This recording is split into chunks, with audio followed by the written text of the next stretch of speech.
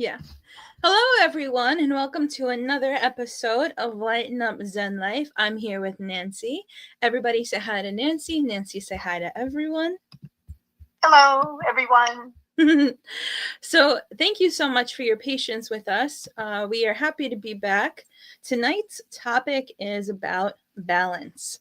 And one of the points of inspiration that led us to this topic was my friend is doing a 12-step program presentation in a workshop, and she was talking about every weekend is a new step.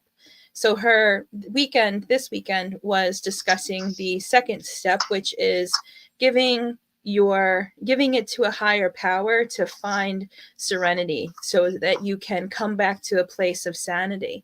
And I thought that was a really great talk point. Like, what does balance look like? There's people who will tell you what balance looks like, but what does balance mean to you? So that is what we will break open and discuss tonight with Miss Nancy. All righty. Nancy, what are your thoughts on balance? Well, I think people know, they don't know how to do it, but they know pretty much that balance means not too much or not too little. Balance means you have the right mixture of whatever it is that you're doing or you're thinking or you're experiencing. So I think people have a pretty good idea that I don't think a lot of people think about it, that here's some interesting points about balance if you want. One interesting point is all disease is caused by imbalance. Mm-hmm. Everything.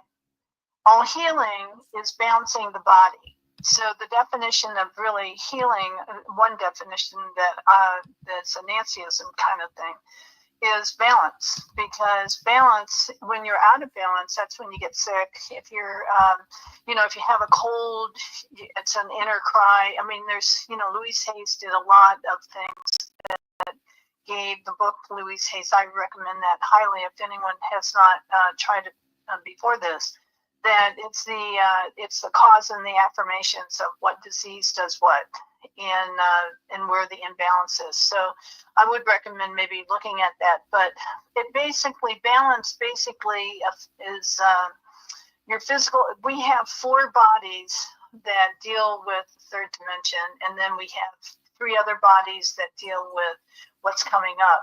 So if the physical, in any one of these out of balance, if any one of the all these bodies that I'm going to mention, if they're out of balance, then you're going to have some kind of effect. I mean, there's going to be some kind of problem attached to it. If they're in balance, you're going to feel pretty good and more bliss than negative. So one body is the physical body. And that's what most people think of all disease, and a lot of people think of, healing and everything. Everything has to do with the physical body. That's one body. The physical body is the last one to get the message. So if I'm out of balance, I will probably have some side effects that I'm ignoring or I'm paying attention to, hopefully paying attention to, but most of the time we ignore them. And the physical body has, it sends out messages and gives us an idea. Sometimes it's totally by surprise, and it's not given a lot of ideas that the body's out of balance. But the physical body is also, when it's out of balance, things like overaction, doing too much, not getting enough sleep, eating too much food, not eating the right foods, eating the right foods and feeling healthy. And, again, it's a matter of balance. It's a matter of not too much or not too little. And so not enough sleep is one of the big ones. If you are not eating properly, if you're not drinking enough water, too much water is not the answer. Not enough water is not the answer. So again, I'm going to name these and then we'll talk about the fix. But anyway, the person, maybe too much exertion, maybe you had to move and you had to move a lot of furniture and your body wasn't in condition to do that, and you might have body aches and so on. So again, we have a lot of reasons why the physical body can be a problem as far as balance is concerned. The second one is astral, the astral body. The astral body is the unseen body.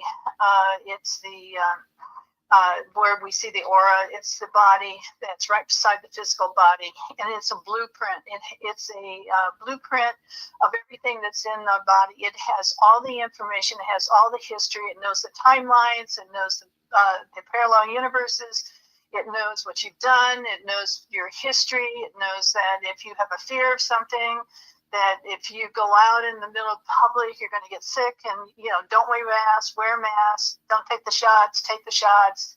It has all the information attached to it. So again, it depends. The astral body is interesting because it affects the other bodies. Again, it's a blueprint, so it affects whatever is in the astral body. Will probably eventually come to show you that it's there too in the astral body. So the astral body is the first body that has all the information. And so how do we, we'll talk about how to bring balance to that understanding. You're going to see the astral body is going to be affecting the other bodies.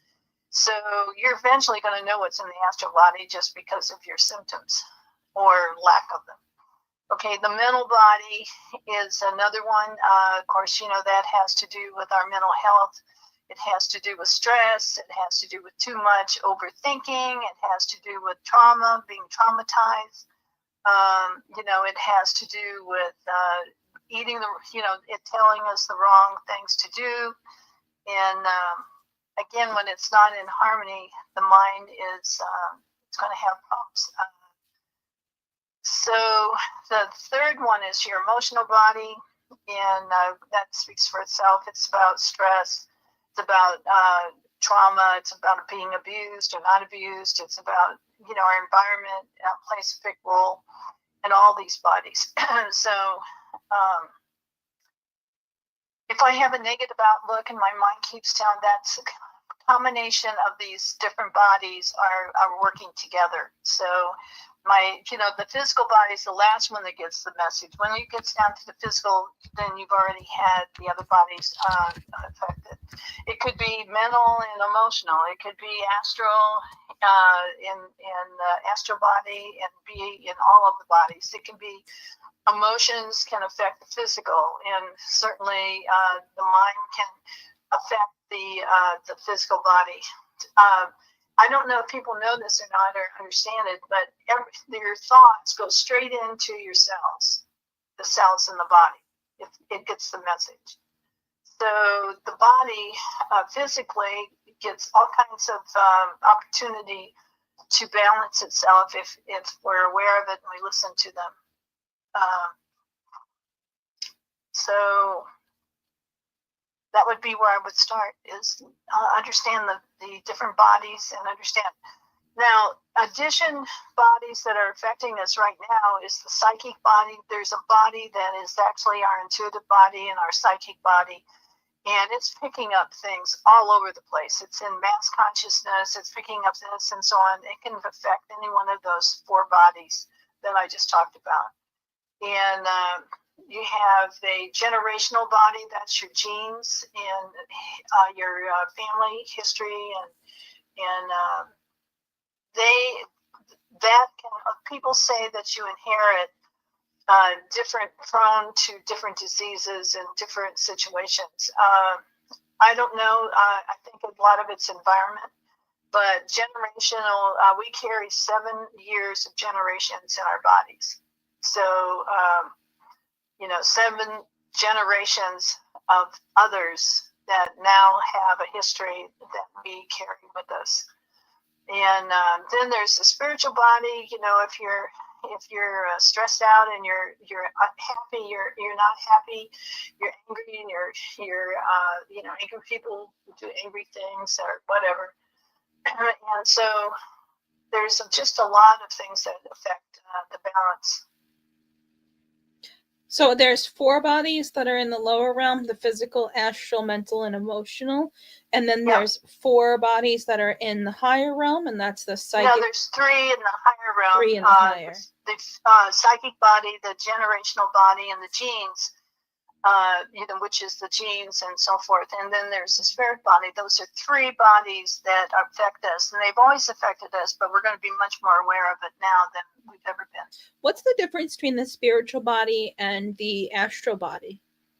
The astral body is it's a messenger. It's like the physical body and the mental body and so on. The spirit body is your soul. It's your your high self and your soul. Gotcha. Okay. Or lack of it. It's consciousness. It's understanding. It's the spirit side of what everybody's working on. Understood. My vantage point about balance is coming to a place where we value getting into balance for ourselves personally. And then once we decide to make that conscious choice, what does that look like based on our own feelings and narrative?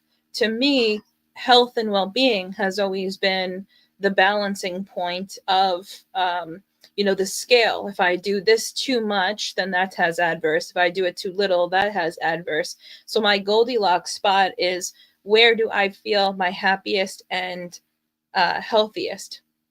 And that's how I. That's why I think understanding that there's 4 bodies, and plus 3. And if you understand that people will pay attention to the physical body because that's what draws their attention, and it's usually the last body with the message. That's right. And so unless you understand, what each body means and understanding, we ignore the rest of them. Right. I think more and more people are starting to understand that thoughts, mental body, and the thoughts and the emotions are really important. I think that's becoming very obvious in most of the teachings and so on. And certainly the person who's doing the steps in AA, that had to do with, it has to do with healing in all levels, all those bodies. It's about physical, not drinking or drugging or whatever the addiction is, but it's also about having our mindset, overcoming the temptation and getting the problems out of our head, and emotionally and dealing with the emotional body and loving ourselves and so on and forgiving ourselves and everything. So, I mean, this whole balance thing, how do we recognize what to do or not to do, is, in my opinion, what's helpful is to understand the different bodies and where are you being affected. Right. What's been the messages? What's happening? The disease will be naming itself. I mean, there's a lot of diseases that have very long, scientific chemical names. But basically, if it's attacking a certain part of the body, then you might want to look first, or at least look at some time, into what's affecting you and that whatever that body means. So the different organs also have meanings. Like for instance, the liver is usually associated with anger, and the lungs are associated with my right to live and breathe. The heart is obviously the feeling. Each one of these each organ has a meaning, attached to it. The eyes, obviously, are what I see. The ears are being, if you had earaches, the ears, what am I not wanting to hear, and now you really have to consider that you might have past lives or other parallel universes happening at the same time. So if it doesn't make sense in this lifetime, and it doesn't make any sense, you're not getting anywhere, having an opportunity to feel relief, then you might want to start looking beyond that. And it could very well be in the other 3 bodies, and it could be a combination of all of them. It could be a combination of 1 or 2 of them, and so on. So how do you figure this out? One way is to test it. You can take your fingers. If you took, Teresa, I think I already taught you this before, but you take your index finger and your thumb and you pull against it, and they won't open. so that they won't open. Then decide is it in my physical body, yes or no. Decide how you're going to use that answer. So if it's in the physical body, it may say yes, or it may pop apart and say no. But you've got to predetermine, how you're going to ask the question, and how are you going to have it answer. Is it yes or no? And if you use that technique, then a lot of people do. If you use that technique, or some people use the arm dropping, or the arm, it's testing. Kinetic. If you kinetic testing, and if you do that, if you're going to do that, make sure your feet are either pointed slightly to in, not pointed out, because it'll make a difference in the answer. So, but anyway, how can you simply understand if you're not feeling well and you get a cold, then you know that's an inner cry. If you get the flu, you're trying to get rid of something because you have diarrhea and you have stomach problems and diarrhea and you throw up maybe. So whatever your symptoms are will give you clues. But again, remember that the physical body is usually the last body to get the answer, to get the symptoms. It starts in the mind, and then it goes into emotions. And, it starts in the astral plane, then it goes into the mind, and then it goes into the emotions, and then it goes into the other three bodies or wherever. Denise asked, is the astral body your higher self? No, but your higher self can be in the astral body. Can you explain that to her, please? The astral body is a plane of consciousness. The astral body is it's a unseen. In fact, the whole universe right now is starting into the astral plane. It's the unseen. It can be negative. It can be positive. It can be where the higher levels. What's in the astral plane is everything you are doing here. It's got all your history, everything you've been, everything you've had, and so on. The high self resides. Once it comes into a person, it stays outside if people are doing really a lot of negative stuff and really bad stuff. It doesn't necessarily come into the body, but once you connect to it and it comes in, it's usually in the heart chakra. Can you say, is it right or appropriate to say that the astral body is where the astric records are kept? Yes. Yeah. If you want to say it that way, yeah. So, but the high self can be, it can certainly affect your astral body, because it knows your astral body is going to tell your high self your history. Right. It's going to tell your high self is part of it's the God seed in you. Mm-hmm. And the astral plane is a space, just like the mind is a space, the emotions are a space, the physical body's a space.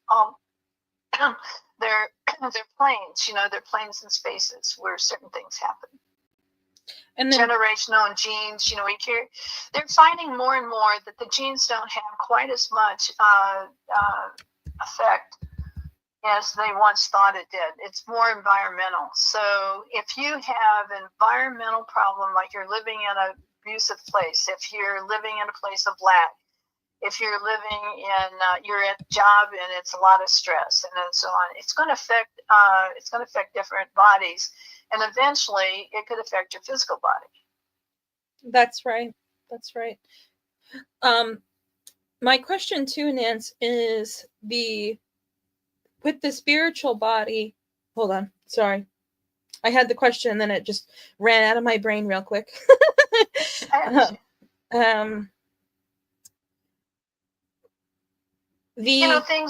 Things that affect it would be work, family, social, relationships. It could be just myself, my feeling about myself, self-anger, self-hate. It can be self-love, and I don't have the problems. So balance obviously means, we're talking about things being affected. if you're eating correctly and you're feeling good and you're moving, and I mean by exercise, I don't mean you have to be out but your body is in good shape and tone and so on, and you're in a good space and you physically feel well and that makes you happy. And when you don't feel well, you're not as happy, obviously, or most people aren't. And then if your environment is stressful and tense and gets, after a while you get overwhelmed and that bothers you, you know, you get into that state. Well, and then on the other hand, if you're working and you love your job and everything's going well, you're getting promotions and you're manifesting beautifully. And one way to understand whether you're balanced or not is what's happening to you spiritually. So that spirit body comes in at that time. You know, if you can manifest and you're happy and everything seems to be unrolling and unfolding and you're enjoying yourself, you understand it, you're getting voices and understandings that are, you know, eye-popping and wonderful, helping you. You ask for something and you receive it. And that means it's probably a good indication that you're balanced. That's right. I like the role of surrender. And I was going to say that earlier. I feel like it's kind of like two sides of the same stick, like Abraham Hicks would say. On one side, it's the surrender to the higher power, which is the point of reference that gave me the inspiration, is, you know, can we accomplish true well-being without a connection to source? And probably not. I wouldn't. In my own personal experience, I don't feel like that was not one that lasts and is you know, automatic and lasts and continues to last. And I'll tell you why. Because this earth was set up to be a test. So, I mean, here in our universe, you know, we're always, you know, there's ups and downs, there's this and that happens and all kinds of things going on. So this is a good time right now to witness all this. And, you know, you can, if you, without spirit and the help of spirit, that oneness or connection, that's why I teach breathing, right? Right. But the connection and so forth, without that, chances of keeping it, something, even if you have a resolve and you say, I'm not going to be upset with this, I'm not, and then something pokes you and triggers it, the safety net comes up. The only safety I know is to be in alignment with universal law and be in alignment with the spirit. There was a commentary here earlier about dealing with trauma in regards to balance, and that was like, if we are focused on our trauma to heal our trauma, look at it, you know, so it doesn't get stuck in the body. What happens to the trauma or the potential trauma that gets stuck in the body, and where does it go, or can it ever really be completely gone? And my feeling is that yes, it can be, but the how is by, to me, there's one of two ways. One, you sort it out, or two, the easier, more pure route is to really bring in source to say, okay, show me how to come into a place of peace with this. Show me how to relieve myself of this experience. So to me, well-being and source go hand in hand. I think it's important to learn this gift. It's called observation. That's right. There's a difference between taking it on and feeling it, and I don't, at this time of this age of Aquarius. In the other age, yes, we used to dissect all the problems and figure them out and, you know, overcome them and do this and do rituals and everything else we could to try to get out of the problem. In this age, lighting up is, to me, the answer. And but, you know, as Abraham Hicks continues to say, whatever you think, you're going to get. So the more we dissect it, the more we believe in it, the stronger I think it affected me, and all the trauma and this and that is only going to take longer and probably not get the results that you want. But if you observe it, okay, here's the problem. I had that aha moment. I got that information. This is, you know, I realize I feel guilt. because the interesting thing with emotions are actually mentally the overthinking and the thoughts are emotions running wild. They're they direct the emotional body, and emotions are things that empower the thought. So the more I go into it, the more I deal with it. And I'm not saying don't, but I think it would be easier if one just observed it. Like if you were standing outside of it, you're looking at, oh yeah, I did that. I saw that. Or if you go to the higher levels and they suggest that you look at guilt, or you look at abandonment, or you look at anger, or whatever the case might be, and so on. Instead of taking it on and making it yours, just look at it as a situation, and then figure out how do I let go of this, let go of it. That's right. Because the unlit candle's not going to light another candle. Right.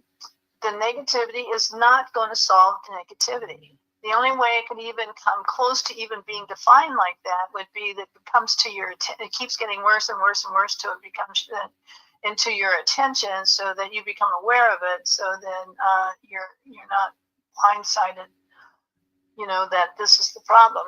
But I highly recommend practicing observation. Instead of going out, go somewhere like outside or inside, or go somewhere, movie. I don't care, watching, whatever you want to do. Go somewhere, learn to, instead of you telling it what it is, ask what it is.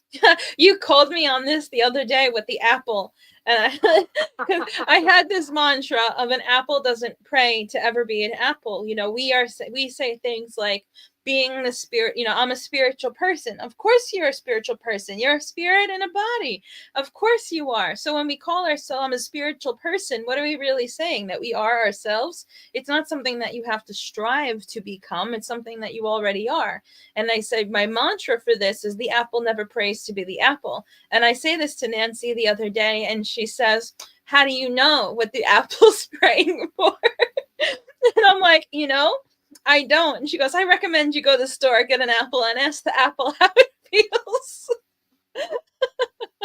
And we did that. We had that. We used to do that exercise a lot. Nancy would pick places for us to go, and in order to practice the art of observation and to have conversations with the world around us. She would take us to the park, the mall. We would be looking at flowers, saying, flower, what's your reality? What do you see? How do you feel? What do you see it? And it was really cool. There were answers back. And I feel like when we give homage, that the things that are alive around us are actually alive around us, and it's not assume how they feel. So I thought it was a funny point. It's a good reminder. Yeah, and actually, it's very interesting. I mean, I used to do this flower thing. I give everybody a flower, and for those who are listening, I give everybody a flower. And then I asked the person to ask the flower what its story was. And there was one time, the person that I did this with, he was late. He wasn't in town, so I was showing him it later. And he took the flower. He thought I was crazy. He took the flower, and it told him that it felt useless. It had already been picked from a large place where all the flowers were growing, and it got selected and picked away from that field, and it felt useless. It was just going to die and have no purpose. And that's what he said. It said. Anyway, that was his experience of it. So he gave it, as you know, Ebby, one of my students. He gave it to Ebby. That flower was still alive for years. Oh wow! Because the first thing she said when he was going over to do a treatment for her, and the first thing she said, "Oh, that's my favorite flower. Oh my God, I love yellow roses." And then she put it in her altar, her bathroom, and her altar was there, I guess. And it lived. It never died. It lived and lived and lived and lived because it had purpose. Oh, that's so cool. Yeah, exactly. Yeah, I mean, you can have a lot of fun with some of that stuff. Mm-hmm. And, assumptions. I mean, I think one of the biggest things that's going on now, or it's always gone on, but I'm catching more and more of it in the sense of, especially when I'm listening, people assume things. This assumption idea is not knowing. Assumptions are not knowing. I assume that an apple would not have a consciousness attached to it. I'm not picking on you on that. Oh no, please use the example. It's a good one. Most people would assume the same thing. Or a lot of people would, and I assume that this person thinks this way, and I assume that that person thinks that way, and I assume that this is going to happen, and I assume, and I could go on and on and on. Assumptions are not knowing. And if anyone here listening believes in multiple universes and other timelines and being able to change things in timelines and multiple universes, especially when it has to do with me or you and ourselves, if we believe that everything has an answer, a solution attached to it, then assumptions are just going to slow us up. That's right. That's right. Meg was saying, where the energy goes, the energy flows. That's so incredible about the rose, and that she was happy to be here. I love that. In fact, she was being treated for cancer, and she lived for quite a while after that. But she did pass away. But I'm not exaggerating. She, at her celebration of life, that rose was still there. Oh wow! I told the persons that were doing this. I said the only thing I want is the rose, just because it was such a beautiful story. And when I walked out of the house, the wind came up and took the rose and broke it apart. Oh wow! So she's taking her rose with her. Rose with her. It's a beautiful story, but it's not the only story it's just one of the ones that is beautiful. I used to tell people, instead of telling a tree what it is, ask it what it is. That's right. That's right. Instead of look, here's this family walking and they're doing, they're on a Sunday and they're there and they're going to, probably get something. Do we know for sure they're going to get something? Instead of asking a person who they are or what instead of assuming someone is this and the judgment and that judgment and this and that and so on, instead of assuming that they are, find out. Mm-hmm. Evie is one of those very inspirational stories to me because you and Evie had worked together, and for those who don't know, Nancy did a lot of healing work, and Nancy Evie had been diagnosed with cancer. She had 30 something tumors all over. She got rid of 145 tumors. Yeah, by doing the energy work with Nancy. They did Reiki, they did energy healing together. She gets the diagnosis. They see on the that wasn't really what happened. I mean, yes, we did that. Just to clarify, we did that because this is another interesting point. I think, at least it was interesting to me. Effie happened to be good with hypnosis and taking suggestion. So she was bound. She was very strong at taking chemo. Very strong. She was going to go the route and do all that. All the chemo and that whole thing.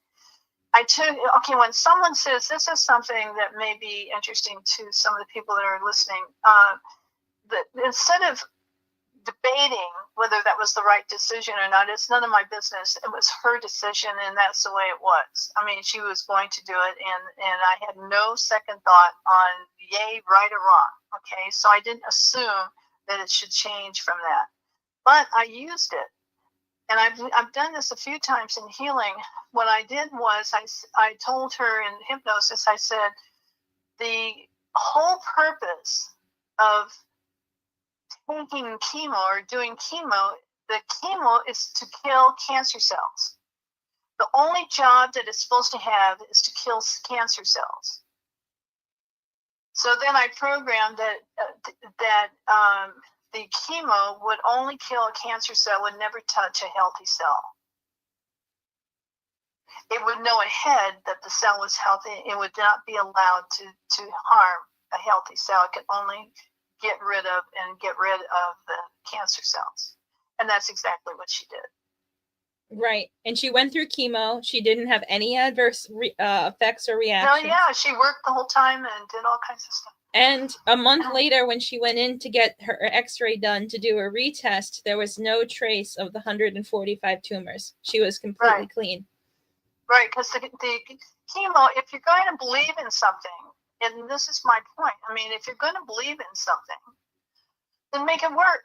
I mean, like with people having so much conversation about the shots, you know, the virus and the shots and take them and not take them. I don't know. I mean, when I had the COVID, and it was before the shots came out, and I asked, and it said, those who believe that the shots will work, it will work. Those who don't take it.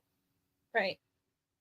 So, I mean, it has a lot to do with our attitude. You know, it has a lot to do. Our body, if I think that I have a cold and I'm going to suffer, and I've had colds before, and it's been so-and-so gives me this. I go to work, and they're sneezing, they're doing all this stuff, and I'm going to get the cold too because I'm susceptible to. And when you have that mental body going, and then you do it with emotion, and then you do it, you know, and then it goes into the physical body. See, I told you I was going to get it from that person. Right, right. It was up to you. But you were the creator. What if I have an attitude that I don't have to catch colds from other people? What if I ask my spirit self to make sure that I am in a high enough balance and position that I don't have to get sick? What if I tell my body, my physical body, hey, I've got great news for you. You don't have to be sick. We don't have time for sickness. You don't have to be sick. You're not going to be sick. I think it's funny because I've been with you for a long time, and you learned these things, and then you taught us these things. And so, like, you use them all the time. And I was just showing someone your picture the other day, and I said, you know, this is my Buddha master. And I said, they're like, oh, wow, she's so young. She's so... And don't you mention my age. Ageless, by the way. 28 at oldest. No, I don't mention age, and I don't believe in age. I don't believe in aging if I can help it. So, you know, the whole idea, if you're balanced, you don't have to, you know, I don't think that God created the death and aging process. I don't think that. I agree. I think we're in alignment with it on this, you know, we signed a contract to come in here, you know, and that was part of it, to go through the death process. But I don't know how many years I'm going to be here, how long I'm going to be here, if it's going to be a day or if it's going to be a minute, if it's going to be years. It doesn't matter to me as long as I feel good and I'm balanced and I'm enjoying my life. That's the balance part of it. How do you know if you're balanced? You feel it. You know it. I mean, feeling is emotional, right? Mentally, you're in a good mood. And in the physical sense, you don't ache and pain and go through all this stuff. And then as far as, you know, the psychic body, you're clear instead of confused. And generational genes, I appreciate my generations, and I appreciate all the things that they brought to my life, but I'm taking the good from it, and I think we'll just all let go of, you know, the negative. In fact, we clear a lot of generational stuff when we do this. Spiritually, why would the spirit want me sick? It doesn't. That's right. My body doesn't want to be sick.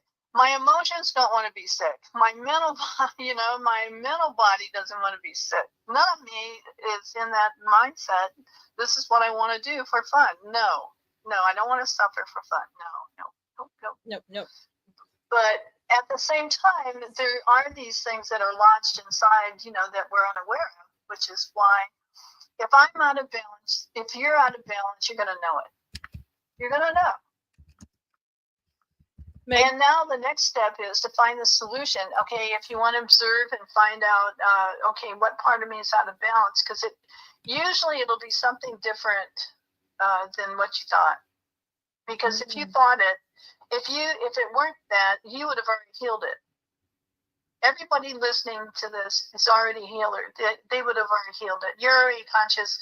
You're already wanting to have the best. And so I don't think many people that are listening to this would sit there and do something on purpose, to get sick, unless you were trying to skip school or not go to work today. Nance, I have a question. With you doing hypnosis, I know that we've mentioned it before on the podcast. Saying something to the effect of, when are you ready to do it? You would talk about people who are quitting smoking and say, well, when do you feel like you want to quit smoking? Is it tomorrow, a week from now? And no, I did that once in a while. I didn't do it all the time. Oh, okay. If it came to me, in healing, if any of your healers out there and your readers and all the different psychic stuff that all of us are doing, if anybody, I have people call me, and the reason I have people call me is not because I'm using my ego, because they're giving me permission. That's right. And I don't trespass people. So if they contact me and they have a pretty strong idea, if somebody isn't ready, that's okay with me. Let me see what we can do. Let's see if we can speed it up. Let's see if we can accomplish this. But I know if somebody's not ready, I don't try to push them into being ready. They may be more aware that they're not ready. And that's part of the healing process, is to become aware. So, it's not a big deal. My question about it was, with self-hypnosis, what you just said, if we were ready to do it, we'd already be doing it, as opposed to, is there a way? No, that's not what I said. I hope that's not what I said. It could be true, what you just said, but that's not where I was coming from. Where I was coming from, Teresa, is that let's see, now I've lost my train of thought. What were we talking about? My question to you would be, could we use something? No, it wasn't about not being ready. It was about not knowing. Yes. So I may use hypnosis to have the person go into their subconscious, and I set up a detective kind of situation where their eyes would open and close, or their fingers would move, or whatever the case might be. And then we explored different ideas. Is it this? Was it that? How old were you? Where were you doing at the time? And so forth. And you set up a situation where you can get the answers.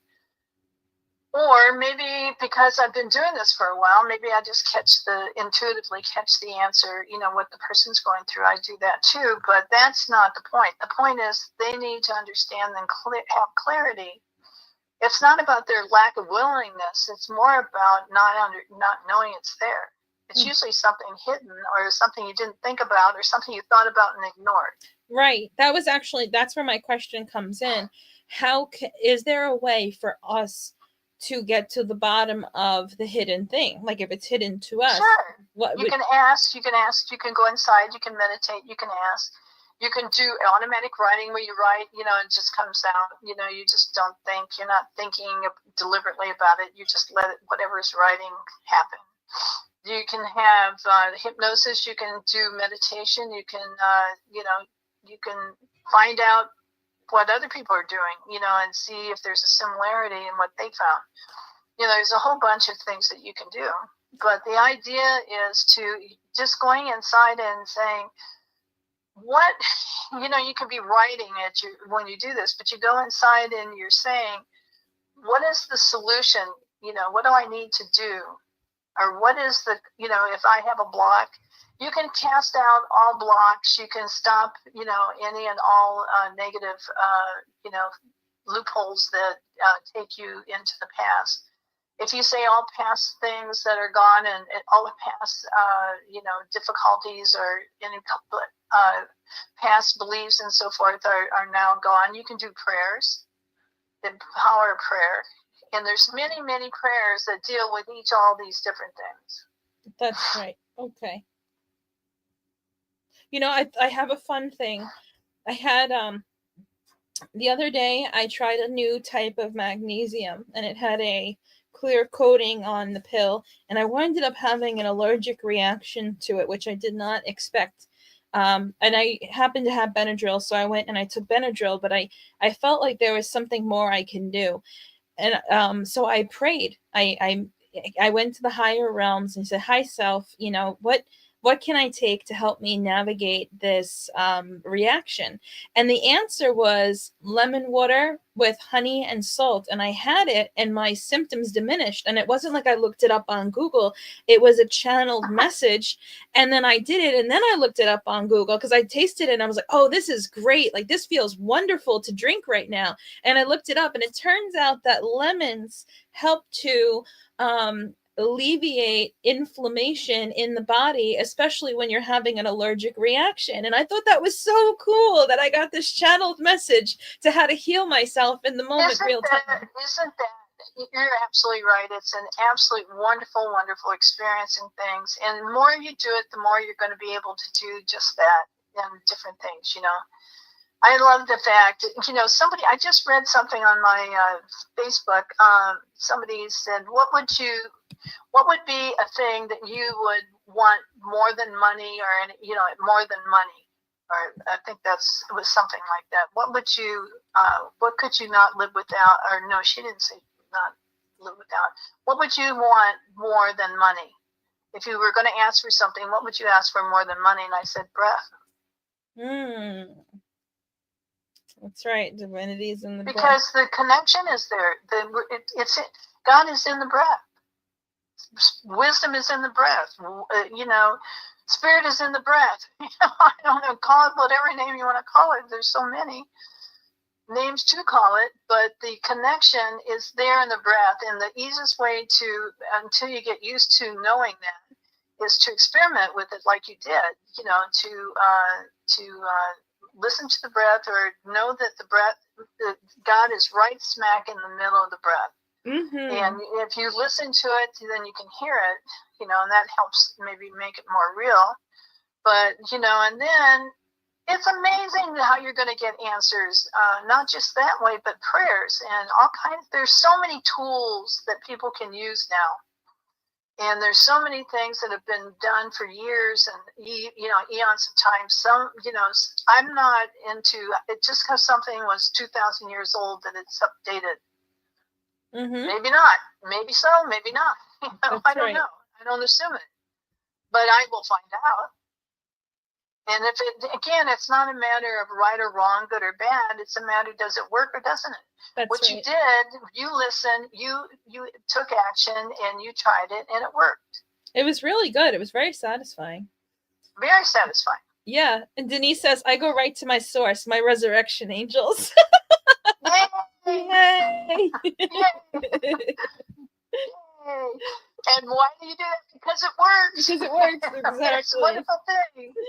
That's God great. bless those rest. You know, it's so neat to have help. It's so neat to have epiphanies. It's so neat. I can't tell you how many times. I mean, I have gotten eye-opening messages just there. Well, they usually go Nancy, you know, but yeah, never less than that. But I mean, it's such they're just treasures, you know, they're just treasures and treasures. They're such a gift. And that is what gratitude is gratitude for me is when I recognize the gift. That's right. And a gift to me, it's not something that had to be. The gift was given to me out of love, mercy, or whatever reason, you know, I needed it, or whatever reason it was. It was gifted to me. And that's what healing is. Healing is balance. But when we do work with people and so on, actually, you can't make someone heal. You can create an environment for healing. You can create an understanding for healing. You can add your energy to help, you know, assist with the energy of, you know, putting the right amount of energy in or not. One of the things I liked about, you know, some of the, you know, a lot of the healing texts, like they balance the energy. That's what they do. They take energy, and if it's not enough, it gives it energy, and if it's too much, it takes it away. Like Reiki's, that's what Reiki is. Right. And being a Reiki master for years, you know, I mean, it's amazing to me how it works, and it does that. But there's a lot of things that do that. That's true. There are many things that do that. But unless the person, you know, unless I'm open, I personally think my body and I have had this conversation. I got good news for you, body. You don't have to suffer anymore. We don't have to get sick. We don't have to be imbalanced.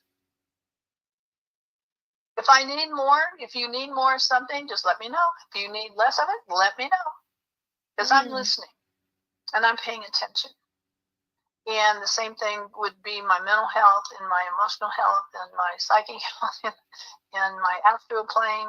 My astral plane already knows I'm doing it. I think it's so cool how it works. You started doing it years ago. You taught us about it years ago, and it's been such a cool thing to know. I'm very grateful to know it. It's fun. It is fun. It's a lot more. It's fun, especially when it works. True, that's My right. body so far is sitting there going, "You're right. I'm not going to get sick." You're right. I'm having a wonderful life. I'm having a great time. Thank you so much. I don't know how much time we're going to have here, but we're going to enjoy doing it. That's right. That's right. My question to you too. So balance while relationships. We can't control others. We can only control ourselves. How do we maintain balance around others that may not be? You don't take what other people say in a way they think serious. I mean, that you have to think the same way. And you don't have to, it's not a guarantee that somebody's going to be in your life forever. It's not a guarantee they won't. Right. It's a day-by-day process of building in relationships, and there's a whole bunch of really good people on YouTube doing relationship counseling and so on. One of the biggest problems is men losing the testosterone and women losing the estrogen. When women turn into doing all the male stuff and they're not making estrogen, the relationship is not going to work. If the male is doing is on the feminine side, or there's two men or two women or whatever. I'm not saying there shouldn't be two men or two women if it's by their choice, but I'm just saying estrogen, even with two men and two women, they still have to have one in order for the opportunity. One will be more masculine in their energy, and the other one will be more feminine. That's right. It's what relationships are based on as far as attraction is concerned. And the person that started doing a lot of this work and is probably one of the best ever is John Gray. And then there's a whole bunch of other ones that are doing work and very good work on it. And, and a lot of women too. There were a lot of women that are doing good work with it. But, we don't understand. Women receive, men give. Mm-hmm. No, I shouldn't say that. The feminine receives and the male aspect, genetic, gives. And if women are doing too much and men are doing too less, again, balance. It's not like you shouldn't do anything. It just means, people, I want to do nice things. I want to give my boyfriend, I want to give my husband this and that and so on and so on. Great. But it should be balanced. There should be some kind of equality. Not that you sit there and measure it like 1 for 1 and 2 for 2. But the energy of what people do for each other should be, or what they receive from each other should be balanced. I would love for people to know or to realize that a lot of times relationship imbalance is a reflection of the people who are in the relationship, that there's some kind of imbalance within themselves. And it doesn't have to mean that someone's bad or wrong. It means, how am I not showing up for myself? How am I not loving myself? How am I overgiving or undergiving? What are my belief systems or my conditions or my predisposed, whatever. And I think that we could really benefit from that relationship to self, and by that relationship to self and to source, that's when I think we unlock the code to successful relationships between us and others. Things that we don't think about usually and so forth. There's certain negative behaviors like confusion and, stress and being anxious and so on. That's masculine. Mm. It's aggressive. And we don't, how many of us think of our emotions, whether it's being feminine or estrogen, or male? We have both. Everybody has both and they do both, but there's a time, but It's one of the big problems that people have in relationships is the attraction goes away because we're not being who we are. We're not balanced in being who we are. Right. And we don't feel like ourselves. And the reason we don't feel like ourselves is not because of the other, it's because of ourselves. When a man protects a woman and woman receives it, or, when a woman appreciates the male and their efforts and so on, there is such an attraction to that. Agreed. So, again, these are things that everybody, we're out of balance. We're out of balance in a society. We're out of balance in our politics. We're out of balance in our governments. We're out of balance in, wars and all this stuff. Doesn't mean we can't get back in balance. Right. So that's my question after, that is, and it doesn't just have to be romantic relationships. It could be us and our parents, us and the people we live with, us in our caretaking role. The idea is, how do we stand in our power and not give away our sense of self? I think sometimes it's being silent. Silence. Do I really need to, who needs to be right? Do I really need to be right? Do I really need to have to prove my being right? Do I really know if I am right? Ooh, better question. Well, it's not necessarily better, but it's one of the questions that could be relevant. I don't, first of all, a lot of times we get this inner feeling, I shouldn't be with this person. It's going to be trouble. No, I'm going to do it anyway. Or we have expectations and unrealistic. We've already talked about expectations before, but really, unrealistic expectations. I don't have a right to tell anybody what to do. I don't have a right to judge anybody. Right. I do have a right to know my own, and not in judgment, but I have the right to know me and my boundaries and set those boundaries. Right. But I don't have to make a war out of it. I don't have to have a reason. If you want to leave someone, you don't have to make something bad happen in order to give yourself permission to leave. I think boundaries is an interesting subject. I know that we've already done a podcast on boundaries, but I think sometimes where it gets a little bit tricky is, one, we have the right to speak up for ourselves. Two, we have the right to just do what we want, how we feel is authentic to us. Wait. What do you mean by speak up for yourself? Like, to honor our inner voice that says this is what's right for me. Are you honoring your inner voice? Do you have to honor it, or do you have it? Do you honor it to prove to you that you have it, or what's your intent? Ooh, okay, good part. Okay. No can be a full sentence, and it doesn't need a contingency and being comfortable with something like that. And I'm using that as an example. Right. So, honoring the self. And you can only do that when you know your own balance. Yes, that's true. Because people don't do it, and they get upset, and they get, things don't work right. But if I know if I'm in balance and I know I know what I'm not assuming I know what I'm willing to do or not do. Right. When I know I am confident and I'm comfortable and I'm going to, and people have the right to be different than me, and they have the right to do opposites, and they have the right to do whatever they want. But I'm not, as far as being abused or being in that abusive kind of behavior, it's not something I agree it's not my destiny. I don't want to do that. Right. And I think it's to me, it's always been an interesting thing to navigate in my reality. We have compassion, expectations, beliefs. We know that we don't want to have expectations and we don't want to judge when we observe that someo's inside my body, Teresa, inside your body. Mm-hmm. I'm just going to save a little time, maybe. But inside us, we have bodies at work in relationships. Mm-hmm. Some people only like this kind of physical body, not that physical body. Some people like people with this personality, which is emotional, and thoughts, and being thoughtful and so on. The better I understand my bodies, and the better I understand and balance my bodies and my mind, in my experience, the better off I'm going to be able to know what to do.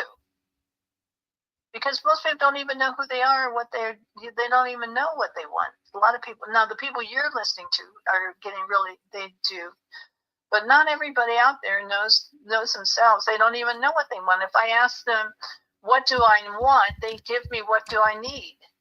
Right. Need is fear, man. It's separation. It's going to need is going to bring in doubt. It's going to bring in all kinds of stuff. And so if I say I want this, the universe understands that. It doesn't understand need. Mm-hmm. So Meg says, that's a hard one to swallow. Silence, over-explaining your position, or taking a stand on an opinion can be hard to navigate sometimes. And I feel like she's catching what I'm verbalizing. I agree. I agree with. There's no. You're not going to hear a disagreement with me. I'm not saying. It depends on who we're talking about. If it's a family member, if it's a spouse, or if it's a child, or if it's someone that it's a long-term relationship, and it's going to be a long-term relationship, then that's called communication. Mm-hmm. That is an art of communicating, and the communication should be balanced. About each person listening to the other and saying, well, I never thought about that like that. Sure. And the pace and lead where I understand this is where you're coming from. This has been your experience, but it's not mine. I'm using these as ways to do it. And just the pace and lead, and so forth. Then, and communication and relationships is very, very important in the name of the game. Nance, what would your advice be to someone who felt like, I'm a loving person, but the person that I'm with is not open to love?